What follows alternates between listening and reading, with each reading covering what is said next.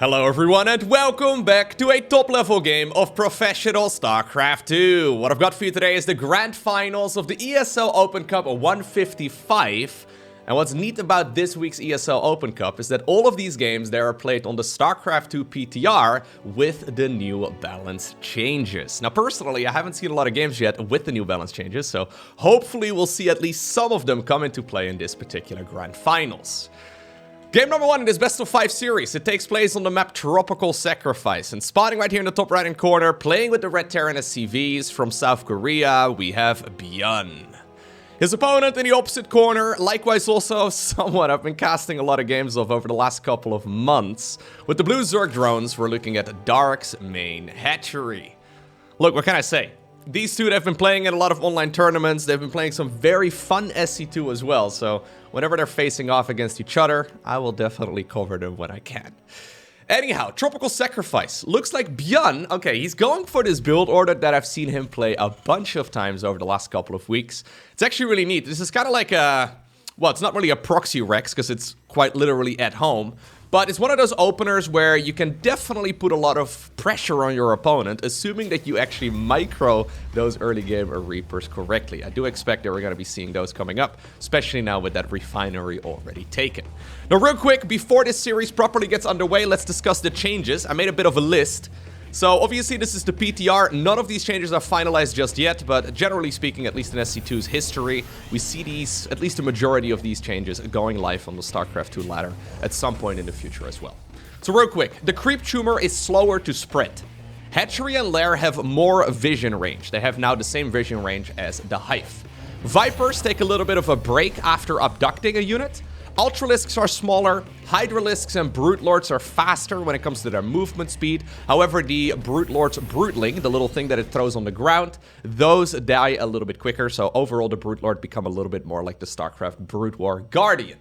Ravagers on top of that also take 4 seconds longer to morph. I think it's gone from like 8.5 seconds to like 12.9. Something along those lines. So those are the changes for the Zerg. For the Terran, the biggest one is probably the Ghost change. So the Ghost no longer has the enhanced shockwaves research. Instead, the EMP radius is increased by default, but to a smaller radius than it would have had in the past with the enhanced shockwave research. The steady targeting, so the snipe ability on the Ghost, also gets cancelled if the target that it's trying to snipe disengages by too much of a distance. The Banshee's Hyperflight Rotors, the speed improvement for the Banshee, is a little bit easier to acquire right now. We don't really see that upgrade ever, so hopefully that'll be something we might even see in the series. I don't know. The Cyclone upgrade is also a little bit more well-rounded rather than just good against armored. Sensor towers have 10% less range, and the Raven also got reworked. Now, if we get a Raven, we might see one later on, I don't know. But I will discuss the changes a little bit more. But overall, I really like the changes. But then again, I mostly play Zerg. Seems that Zerg players in general are a pretty big fan of the changes. We'll see what we'll end up with in the end on the StarCraft 2 ladder. But overall, I'm excited to see these changes coming out for SC2. Now, ByuN, he's going for a build that I've seen him play a bunch of times lately. But I wonder if Dark has seen this before. Let me actually just skip the, or not skip, flip. There you go, that's the word I was looking for. Let me flip the scoreboard real quick. This is a double Rex start. However, then with a transition towards quadruple barracks, where you go for a second tech lab, but I believe you only go for a single reactor. This is kind of like the triple Rex opener that we've seen many times, but then with 4 barracks. So I guess it's no longer a triple Rex opener because there are 4 barracks, but it's very similar in the sense that you just make a whole lot of Marines and then you attack. What's cool about this, though, is that it's very difficult for the Zerg player to actually scout out whether or not it's just the 2 racks over here at the front, then a quick 3rd command center or a barracks, and then into a factory and a starport, or if it's just a triple racks and then eventually into a factory and a starport as well. The differences are very minute, but obviously you've got so many Marines out that you can easily gun down any of those Overlord scouts, and already Jimmy over here, I mean, even though the Overlord is getting nice and toasty there above that pillar, that Overlord is not going to be able to scout all the way into the main base. There's absolutely no way that it will be able to reach that far. So already 4.5 minutes in, 4 minutes and 40 seconds after that Reaper opener, we're at 16 Marines. That is a lot. So Stimpack is just about to finish up. Combat Shields is a little while behind, so that one is not going to finish up. ByuN decides to pull the boys. Okay. So this is very all-in. This is now ByuN saying, okay, I need to win the game over the next couple of minutes, because otherwise I die. +1 armor has started up here for Dark, but that one is certainly not going to finish here anytime soon. He's at 47 workers, catching up after that early game aggression here from the Reapers. This is the classic 1-2 punch. ByuN almost lulled his opponent into a false sense of security now that the Reapers disengage, but Stimpack is here. Combat shields, it's gonna finish up here in just a couple of seconds as well, and that is gonna make those Marines a whole lot more tanky. Now, obviously, you do need to micro those units very well. Excellent job here so far by ByuN, keeping a lot of those Marines alive. He obviously loses a ton of SCVs here in the process as well. Queens from the Natural have now run down towards the third base too, but I think that might just be a little bit too much. Yeah, just an awful lot of damage being done. I mean, worker-wise, that was expensive. I don't think this push is justified for itself just yet. But if ByuN manages to kill that third hatchery, yeah, he's also right on top of the cocoons where those Zerglings are spawning, so they get killed very quickly. As long as he kills the hatchery, I think he's gonna feel really good about himself. Yep. Okay, Marines here in the middle of the map also decided to group up together. Love to see that. Couple Overlords, actually, very far forward. I don't even think he's gonna go for those. No, he just wants to go for the win right now. He's smelling blood in the water. Does ByuN have enough to just win this game number 1 right away? I think he does. I mean, this is already too much damage, right? The third hatchery is gone. +1 carapace is going to finish, but what are you gonna do with that if you have no units to actually benefit from it? Yeah, GG is cool. Game number 1 goes in favor of ByuN. Now, generally speaking, I have noticed whenever there is a new StarCraft 2 balance patch, a lot of the programmers, especially at the highest level, they don't really implement the changes very quickly at all. They'll maybe go and add something new to their arsenal of builds after a week or two. And then, you know, a couple weeks later, they'll once again mix something new in. But usually the top level guys, they're not necessarily the most creative ones. Maybe that's not entirely fair. Maybe that's not entirely true. But you know, that game number 1, we saw none of the changes, right? We saw absolutely nothing that indicated that this was even played on the... Maybe it's not even played on the PTR, guys. What would be the easiest way for us to, like, notice whether or not it's on the PTR? I guess if we see, like, the small Ultras coming out, the Speedy Hydras, Speedy Brute Lords would be easy to tell as well. Maybe a Roach getting morphed into a Ravager. Anyways, we've got ourselves a quick spawning pool right now from Dark, so... if he follows this up with a quick Roach Warren, which he has been quite fond of lately, I can at the very least tell. I'm hoping at the very least that these things are played on the new StarCraft 2 balance patch. I'm hoping so, because otherwise this would make the game and this, well, video a little bit silly. Okay. So it's a hatchery on the low ground on the back of this. Are we gonna go for a Roach Warren? Oh, what? Hold up, I'm too curious. P. T. Z. Big, it says boop boop. No, that's definitely not what it is. No, I don't think that's what it is. Someone saw how evil Dark looked with this goatee and he broke in trying to shave it. Reasonable, actually. Yeah, Dark has recently been growing out his beard. And, yeah, he's now got facial hair. Even more impressive than mine, I know. Actually, I can't grow a beard for the life of me. What we do have right here, though, is a very quick Roach Warren from Dark. So we'll be able to tell exactly what the changes are, or whether or not we're even playing on the new multiplayer balance patch. I guess if we're not playing on the new patch, you won't be hearing me talk about this at all. Let me just pull up the exact numbers real quick, because I do believe we're going to see some Ravagers. I will go ahead and include a link to a previous video that I've made as well down below in the description of this one, so you can go check out the exact list of changes if you're interested. But the Ravager build time, okay, it went from 8.6 to 12.9 seconds. And I've got a feeling that's only really relevant for early game pushes, because in the mid game, it's not like you're really desperate for those extra couple seconds, right? But the early game cheeses are definitely going to hit a little bit later. Double gas here as well from Dark, so he's certainly planning on morphing in Ravagers. We need to look at the clock. Roach guy, when are you gonna morph in? Not yet? Okay. There's a couple of Reapers here ready to bully him, so I think he's waiting for his friends. Okay, there's another Roach. There you go, lads.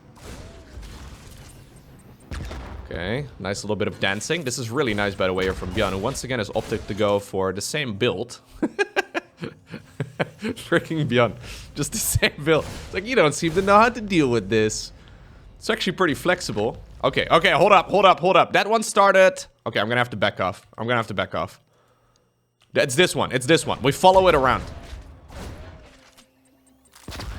Oh, wait. Okay. That one started at 256. So it should finish at about 308, right? Assuming this is the new patch. Guys, it's the new patch. Okay. Nice. That makes me look like less of a fool. Fantastic. Let's see if this aggression is going to work out. Honestly, a 4-second delay on this push is quite significant.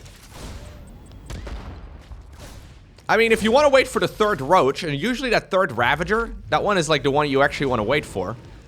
It actually does take a little while. Now, I love this forward bunker here from ByuN. He does not want to lose his add-ons here, so... Yeah, he's just trying to buy enough time to hopefully get those units out.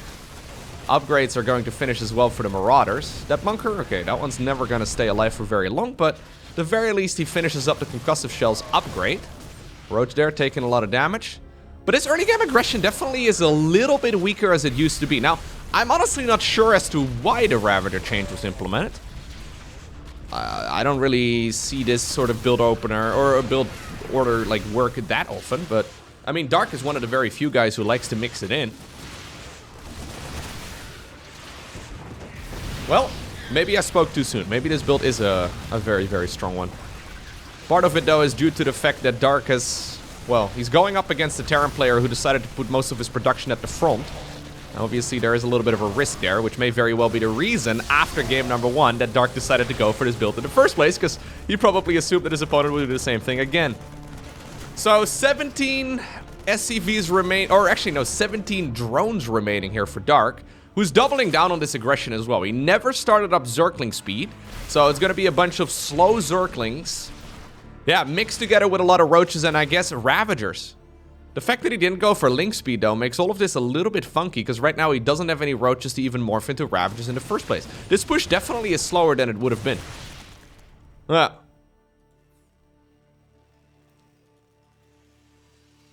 So far, honestly, pretty playable. I wouldn't mind seeing another bunker going down over here in the natural. But I think this is pretty playable right now for ByuN.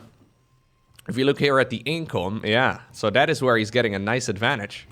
Just having more workers here, and obviously mules as well if he needs them. Although, maybe it's not even a bad idea to go for like the supply depot hats in this particular circumstance, but... Okay, he's going very deep off creep, but I think, or, well, there's no creep anywhere. He's going very, very deep into the middle of the map. I think this is honestly a little bit too much. Slow Zerglings can't really wrap around as easily, but they still pack a punch. Yeah, they still deal a significant amount of damage. I don't think that trait was particularly good there for Terran. No, he ended up losing a lot. Marauder here still trying to seal the deal here on that one Ravager, but yeah, that was not it. GG as Colt and Dark wins the second game.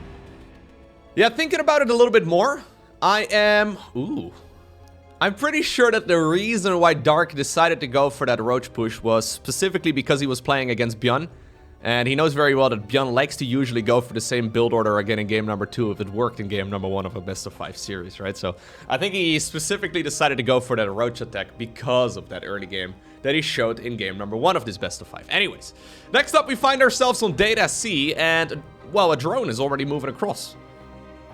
Is this a 14 supply proxy hatch? Is that what we're doing? Okay. So this is planted right at the Terran's third base. Terran once again creative with the barracks positioning here. Might actually cost him because, well, this barracks is nowhere even close to the wall off here. So it's still a hatch into a gas, and then I'm assuming a spawning pool here on the back of this too. So a 14 hatch, 14 gas, 14 pool. That is funny. I'm not sure what to make of this. I guess it has to be a Roach warren on the back of this again. Yeah, okay, with double gas, it definitely is going to be a Roach. Never mind. Just an extractor trick. Got me, dude. You got me, Dark. Are you happy now? I still think it has to be a Roach Warren on the back of this, because otherwise it just doesn't make a lot of sense. But obviously you can't start up a Roach Warren until your spawning pool is done. And by the time that the spawning pool is done, that hatchery is going to be done as well. So what exactly are we... Maybe he's just going to make this... Well, he's definitely going to use this for aggression, that's for sure. Maybe he's just going to make a queen in the meantime? I think it's going to be a Roach Warren right away. It's the only thing that makes sense here in my mind. But he's still droning pretty hard. Dark taking a page out of Bly's book. There's the Roach Warren, there's the second Gas Geyser. Okay, so Zerglings are coming up over here. ByuN in the meantime, valiantly slaving away here on the low ground. He's making a command center, trying his best to just, well, make a command... Like, he needs another base. The problem with these Zerglings is that they're gonna show up super quickly. I thought maybe he wanted to go for a queen over here. That would not be a terrible idea. Reaper in the meantime, by the way, since there was no SCV scout, went all the way across before now finally realizing that something is off on the other side. More SCVs are coming down. Marine also is going to join in the fray. There's the bunker, but yeah.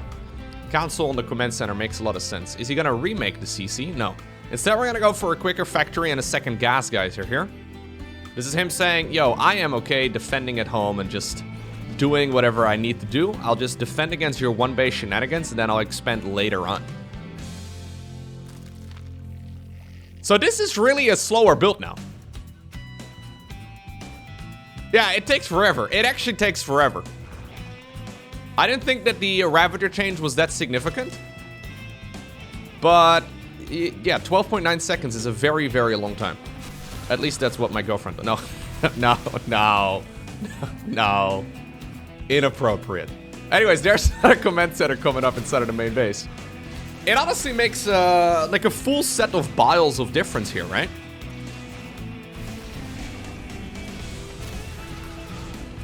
Yeah, it actually does add up very quickly. I'm thinking here, are these Ravager openers even really worth it? I mean, they're already, like, again, they're not particularly popular as it is. Very few Zerg players actually like to mix this in right now. ByuN's not even really addressing it.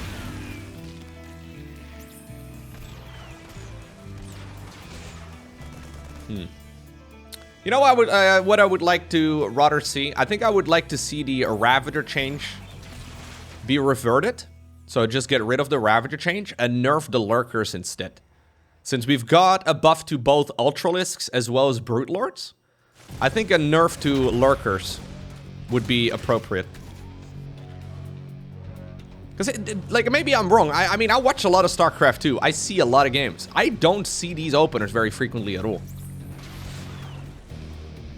It's not like the mid-game change is significant enough, right? I mean, obviously, especially against Protoss, we do see a lot of Ravagers. But usually those Ravagers are morphed in at the last second, and I guess you're going to have to morph them in a little bit sooner. But it's... If you're caught off guard with only Roaches and you meant to make Ravagers against, like, a 2-base Protoss timing attack, something went wrong anyways. Like, maybe you hit a supply block or something along those lines. Anyways, I would like to see a Lurker nerf in general, actually. Not because I think Lurkers are necessarily way too powerful, but because we've seen Lurkers in pretty much half of the macro games over the last 2 years. And I'm personally a little tired of them. Anyhow, this is held, right? The main problem at this point for ByuN, and maybe that's actually what Dark is going for here, is the fact that he can't really expand very easily here on the low ground. Because Creep is already going around. I love the fact that there's a Queen here. He's even gone for a Spore Crawler too. So he's essentially saying, yo, I am going to contain you on one base. And it's going to take you forever to actually get towards the low ground. Love that lock-on, by the way. Lock-on on a Creep Tumor. Not something we see all too often, but working out quite well. The Queen, the Creep Tumor nerf seems pretty much irrelevant, by the way. Nicely done again. He ends up losing the, oh, it's because of the siege tanks. He ends up losing the Cyclone there. Anyways, it seems to me that the change to the Creep Tumor is pretty much irrelevant. So I think it's a 2-second longer cooldown before you actually can spread the tumors.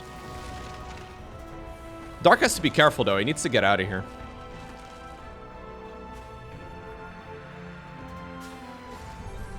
Yeah, he wants to stick around for as long as possible. And he knows that he's not gonna get overwhelmed very easily. There's no stim pack or anything along those lines. So it's not like ByuN can just suddenly pull the trigger and deal a lot of damage, but you just need to be a little bit cautious. He's still making a lot of army too. I'm actually a little surprised that he is not just droning on the back of this. These Ravagers are now stuck here, aren't they? Okay. Oh god, that's ugly. Okay. Nice SCV control over there though by ByuN. Yeah, absolutely torn apart here. Fidget spinner Ravagers here going to the surface of Data C.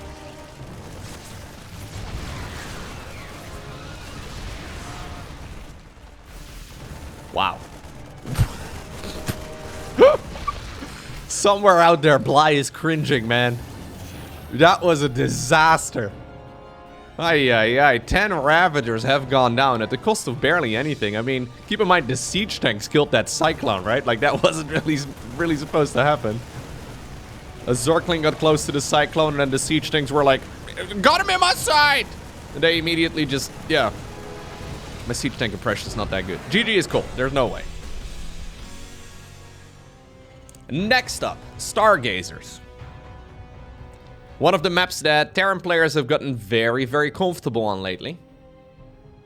I've seen ByuN go for a lot of command center first on this map. I've seen him do a lot of quick triple CC as well, especially when he's ahead in a best of 5 series, but okay. Pretty conservative placement here once again, but I think we're gonna be seeing a double proxy here. And right about the middle of the map. Overlords are gonna fly across, but they're not gonna catch these.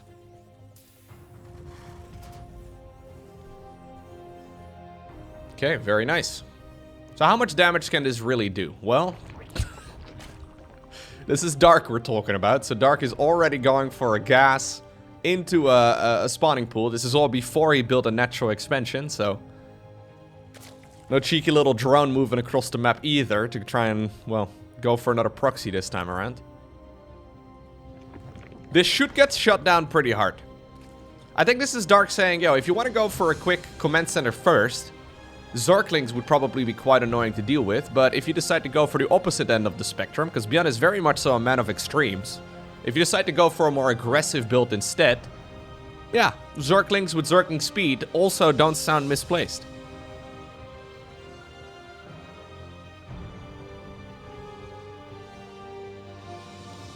Okay.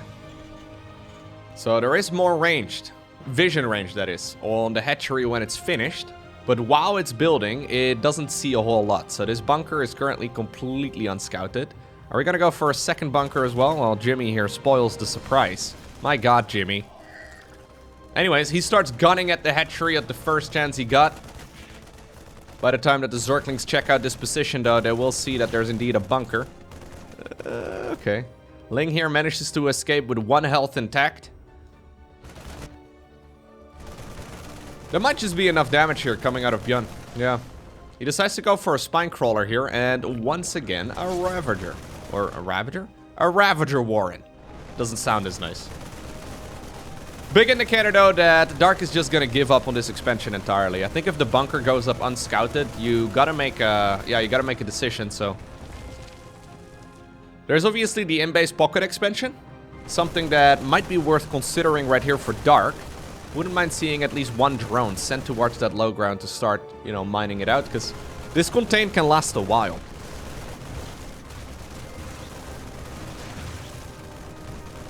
I heard actually that the Broodlings, so it's the Broodlings that get thrown out of the Broodlord, right?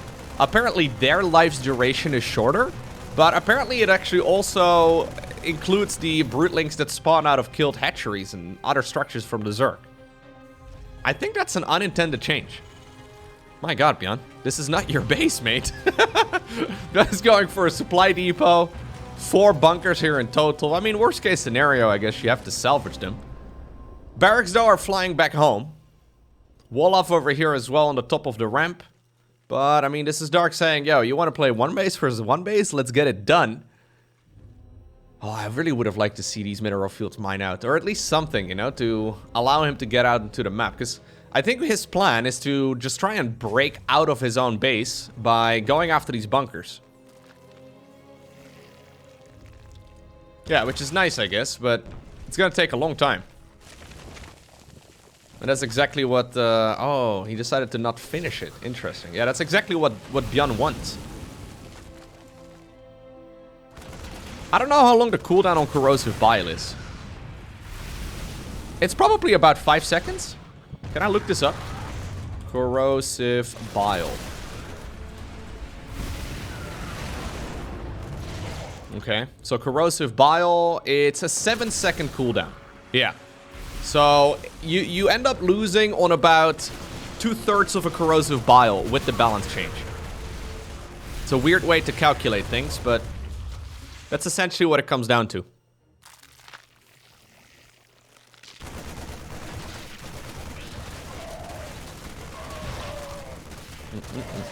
Maybe it's done to give Protoss players a little bit more flexibility in the early game. But I honestly don't remember the last time I've seen a Roach push against Protoss. Just because the Stargate style is so popular, right? I mean, it just shuts it down hard. ByuN, what's going on here, mate? Okay. Well, I think your top priority should be to try and not lose the game before we get fancy with golden minerals. Because Dark still, yeah, he's got a good amount of units on the other side of the map. Now, this is painful. The fact that this Overlord was not in the right position really costs him quite a bit. He should have been raining biles there on those depots a while ago. So that's double depot, one with a hat. So essentially, like 3 supply depots here going down in just the blink of an eye. He decides to go into the main base. Double siege tank in the back, though. One of the siege tanks ends up going down. Links on top of one of the tanks as well in the back. I don't think that's going to get killed. Yeah, well, the siege tank, that is. And this looks like a hold. A very nice hold as well, actually, here for ByuN. He's not out of the woods just yet, but I don't think he can really continue this aggression. No. Okay, command center gets replaced over there in the natural. ByuN is going for a bunch of supply depots in seemingly random locations, but that's because he's still a little bit concerned for the Ravagers here right out front. Engineering bay building over here at the 3rd base location of the Zerg. Oh, this is so annoying. I love everything about this move. This may actually trigger most of these units to come back home. Yeah, because this attack has already kind of failed. So Dark is like, I guess. Oh, he decides to finish it. I don't think that was intentional. Pretty sure he intended on finishing that one to like 98%, 99% so he can cancel it at the last second. Anyhow. This is at the very least forcing the Zerg army back home. It's delayed the Zerg's 3rd base for quite a while as well. Now, to seal the deal, ByuN, I would love to see a gold base. I don't think he's going to, because there's really no reason for it. I think he should just expand over here, but, you know, for my pleasure and for your viewing experience, I think going for the golden minerals right here at the 6 o'clock would be fantastic. Although it would be just silly dangerous for no apparent reason at all, because he's already in a fantastic position right now. Very ambitious group of Marines here. The reason why ByuN likes to make these moves is because the Zerg is forced to make a couple of attacking units, right? So what Dark really wants to do at this point is make drones, and nothing but drones. But as soon as a Zergling scouts that a bunch of Marines are marching across, you gotta make a little bit of army, just in case that these units do decide to march all the way. Hero scouting SCV here. Didn't get too far. It scouted a spine crawler. Sick job. I think you already knew about that one. But yeah, command center here on the low ground instead. I think that makes a lot of sense. So, in the end, we end up with 3-1-1. We'll probably see barracks 4 and 5, and maybe 6, 7, and 8 as well, after the 3rd command center is up and running. ByuN has been quite fun lately of sticking around on only 3 CCs. Which definitely has potential.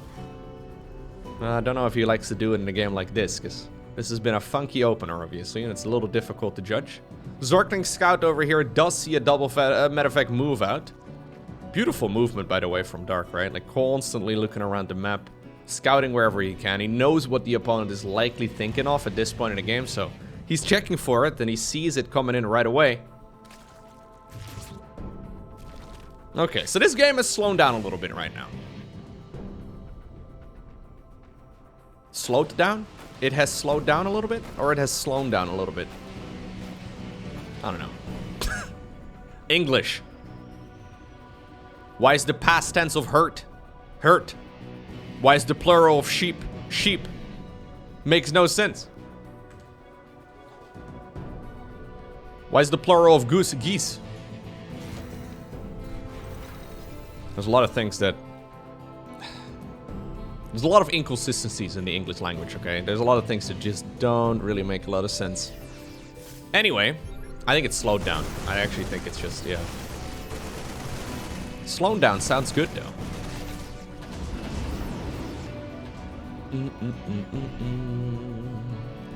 It's gonna be Roach, Ravager, Infestor here. From Dark. That is interesting. So, it's one of the few comeback mechanics that Zerg has. There's the Swarm Host, obviously, but that's out of the question in a build like this. From the Terran, that is. I mean, you can maybe do it against Terran Mech, but not a great idea against Terran Bio, because the Locust will just get shot out of the sky. But the combination of corrosive biles and fungal growths, obviously, can be amazing. So if you end up fungaling a group of medevacs, and then you ran a couple of biles from the sky, pretty good. Oh, he doesn't have energy yet? Oh, he doesn't have energy yet. Okay. He just played his hand. Yeah, so ByuN going a little deeper there to confirm whether or not those infestors were already scurrying around the Zerg bases. Infestors, by the way, unchanged. You know who I think is really going to enjoy the Zerg changes in particular? I think Sue is likely going to have a good time. Ooh, that's what I'm talking about. I think Sue, he's not really a spellcaster kind of guy. He's also not really a lurker kind of guy. I think he's gonna really enjoy the Ultralisk and Brute Lord changes quite a bit. I haven't cast a lot of Sue games lately. He's actually been struggling a little bit, it seems.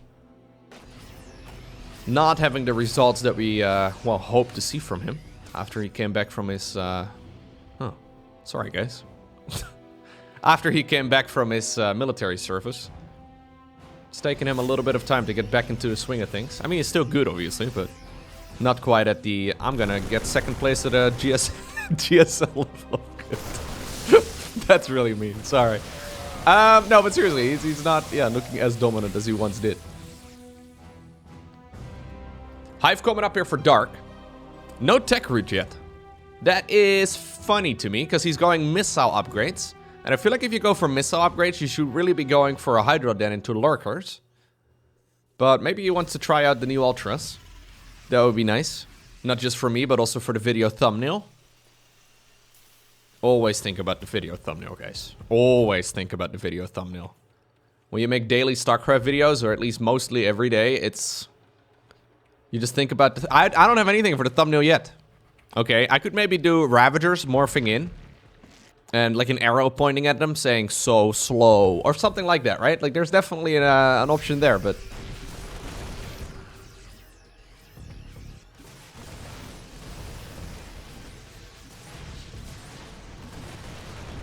Okay. Ooh, good movement right here, though, by the Terran player once again. Fungal Growth's not really dealing a lot of damage, and that 4th hatchery, or 5th hatchery, I guess, is getting the Knight. Medevac drop over here at the newly acquired 4th, and there's also a double Medevac drop headed on over towards the main base. ByuN is going to start picking up the pace. One of the problems you run into with Roach Ravager is that it's just a slow unit comp, so you have to be in the right place at the right time. And ByuN, yeah, creating chaos here may very well help him out quite a bit. Medevac drop though in the main base, got the Knight. Medevac drop at the 4th base, also the Knight. This one over here, maybe this main army of ByuN, maybe it can actually get some damage in. So far, just a couple of gas geysers, definitely not justifying all of those losses just yet. If Dark wants to collapse on it, I think right now might be the time. Because he wants to get here before all of those Terran reinforcements arrive, although don't know why they are hold positioned. I guess he's done that because of the rest of his army here. They're probably on the same control group. Either way, Zerglings right now ready to wrap around the back. I think the Infestors may very well have disappeared already, but the siege tanks are gone. No, there's the Infestors hiding in the background. Oh. Remember back when Fungal Growth was a full route rather than a slow? That was pretty sick. That would have been the end of these medevacs. Right now, though, for ByuN, He decides to, love that. One Widow Mine as well. Good split there. Very nice reaction. But right now for ByuN, he managed to get back home and regroup with some of those reinforcements. So it was, by the way, it was meant to be a Hydra then. I think it was just a little bit late on it, as he now decides to go for Lurkers. Hydras, though, much quicker now, after I get the Muscular Arguments research. But honestly, Dark needs to make units here to hold on against all this. Yeah, he just does not have the chance to spend the resources on other things right now. I mean, he's got a lot of money in the bank, actually. Really needs to get that sorted. He doesn't have a lot of larvae. Maybe missing a round of Queen Inject here. Excellent control here, though, from ByuN, as expected. Doing a really good job in this series so far. Prioritizing the +3 infantry weapons over the infantry armor. Very important to get that upgrade going before the armor one. He's still pushing. Once again, splitting off 3 medevacs to head on over towards the bottom left corner. He's probably expecting a Zerg hatch there, but seeing that there's nothing located in that location is fantastic. Fantastic for the Terran player anyways. Because that means we're now playing 4 base versus 4 base. Ghosts are coming up. Keep in mind, Ghosts not as potent anymore as they used to be. Still pretty damn good. I wonder if maybe Liberator should have some of that power as well. The medevac drop decided to head on over towards that 3rd base location. And that hatchery just got sniped. This is going from bad to worse right now for Dark. He finally got a bunch of Lurkers out, so that's nice and all. He probably wants to make more Hydras. Okay, he decides to go and spend some of his money here on a Nidus network. This is a Nidus network right now that needs to get damage done. This is not one of those, I'm just trying to play the macro game and I'm gonna go for a Nidus network to be annoying type of Nidus worms. A couple of drones here. Misclicked as well on the mineral fields, it seems, so he doesn't actually see much. This is a... yeah, this is a bit of a desperation Nidus worm, I think. He needs to get some sort of damage done. Preferably in one of the mining bases of the Terran. Anyways, Lurkers right now at the front. Okay, Snipes not getting a ton of value in, it seems, but maybe 1 or 2 Lurkers have died. Yeah, 2 Lurkers here in total. Matter of fact, drop here on the left side of the map also once more, trying to get denial on that 3rd hatchery here of the Zerg. +3/+3 is finishing up here for Dark, so that is really sweet. +3 infantry weapons, though, already done here for ByuN. It's just constantly everywhere. Amazing multitasking here. Yeah, really stepping up the speed in this game.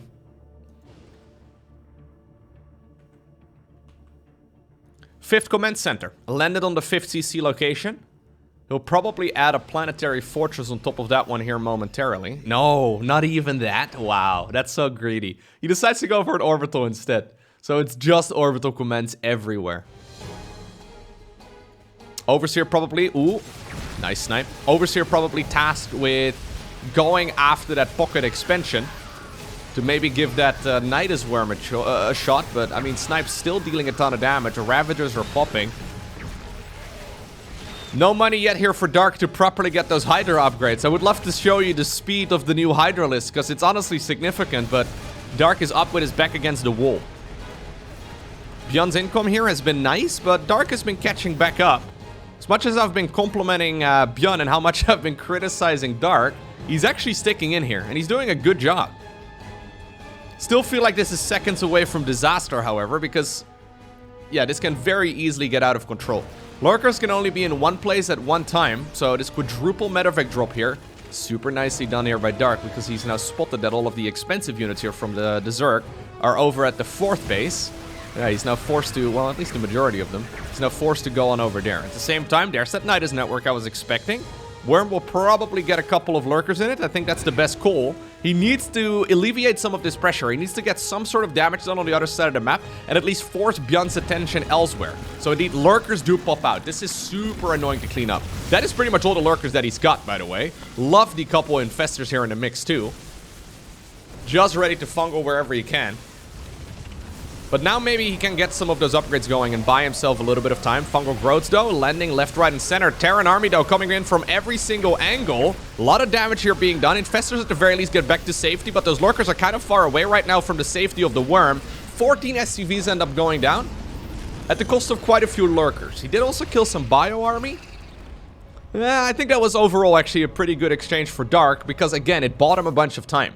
Now the hatchery in the bottom left-hand corner is finished. Now he's going for the Hydra upgrades as well. There's no way that that base is gonna go up here. I don't think that's where you want to go next.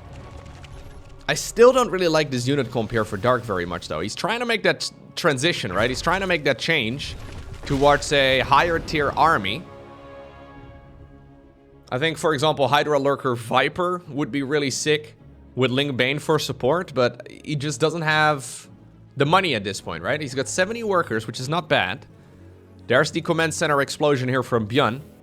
So he's adding on tons more orbital commands. Losing some SCVs, yes, but also replacing those lost SCVs with additional mules instead.